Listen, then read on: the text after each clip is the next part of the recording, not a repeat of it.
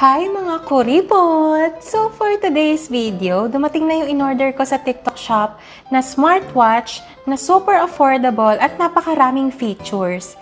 Ito nga yung LH10 from Iman Electronics. Kahit na hundreds lang ang halaga nito, ay hindi siya magpapahuli sa mga smartwatch na libo-libo ang presyo. Sobrang sulit nga kapag bumili ka sa kanila kasi napakadami nilang pa-freebies kagaya ng cellphone holder, finger sleeve, may brush na panglinis, keychain, tapos mga adapters. So dito na nga tayo sa mismong smartwatch. Sobrang ganda ng color black kasi napaka-classy niya tingnan, napakakinis pa. So nandyan sa likuran yung sensor niya at madali lang din ikabit yung strap. Tapos magnetic na rin yung charger niya. Napakadaming ang screensaver nito na pamimilian. Diyan mo lang yan pinipindot sa gilid. Sobrang ganda nito guys kasi nung binrowse ko yung mismong applications niya ay meron pa pala tong 3 games.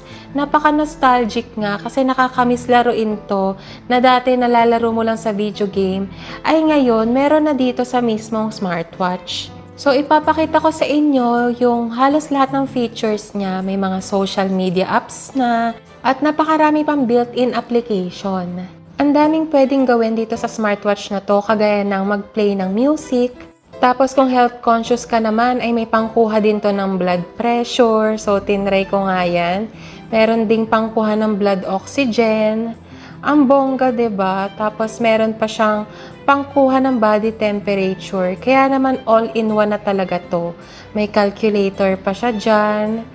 And then meron pang stopwatch. Parang cellphone na nga rin talaga. May alarm clock pa. At kung sporty ka, ay bagay na bagay sa'yo tong smartwatch na 'to. O, sa mga nagkukuripot dyan, click nyo na yung yellow basket. Yan lang. Follow for more!